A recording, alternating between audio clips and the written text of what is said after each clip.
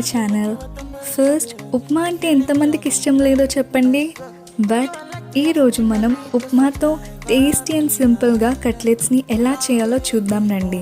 ఫస్ట్గా ఉప్మాని ఒక బౌల్లో తీసుకోండి. నెక్స్ట్ దాంట్లో 2 to 3 స్పూన్స్ ఆఫ్ రైస్ ఫ్లోర్ని వేయండి. ఇప్పుడు చక్కని చిక్కని కర్డ్ తీసుకొని ఒక 2 స్పూన్స్ వేసుకోండి. నెక్స్ట్ ఒక ఆనియన్ తీసుకొని దాన్ని సన్నగా చాప్ చేసి ఉప్మాలో వేసుకోండి. ఇప్పుడు తగినంత ఉప్పు అండ్ కారం టేస్ట్కి తగ్గట్టు వేసుకోండి.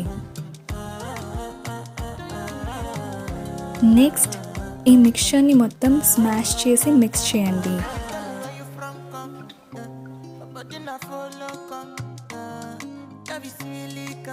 ఇప్పుడు మిక్స్ చేసిన ఉప్మాతో రౌండ్గా కట్లెట్స్లా చేసుకొని ఒక ప్లేట్లో పెట్టుకోండి. నౌ స్టవ్ మీద ఒక ప్యాన్ పెట్టుకొని కొంచెం ఆయిల్ వేసి మీడియం ఫ్లేమ్లో పెట్టండి.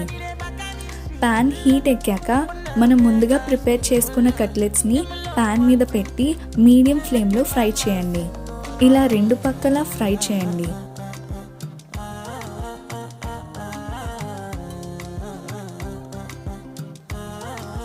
ఇప్పుడు అన్ని కట్లెట్స్ని ఈ విధంగా 2 సైడ్స్ ఫ్రై చేసుకోండి.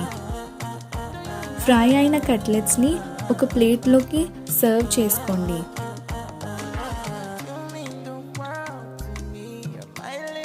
ఇలా అన్నిటినీ ఒక ప్లేట్లో సర్వ్ చేసి పెట్టుకోండి.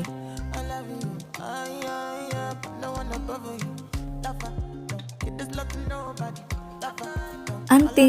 ఇప్పుడు ఒక సర్వింగ్ ప్లేట్ తీసుకొని దాంట్లో ఇప్పుడు వరకు మనం ప్రిపేర్ చేసిన కట్లెట్స్ని కెచప్తో కానీ లేదా టొమాటో సాస్తో కానీ దేంతో అయినా మీరు సర్వ్ చేసుకొని ఈజీగా ఇలా ఈవినింగ్ స్నాక్స్ని ప్రిపేర్ చేసుకోవచ్చు ఇంట్లోనే.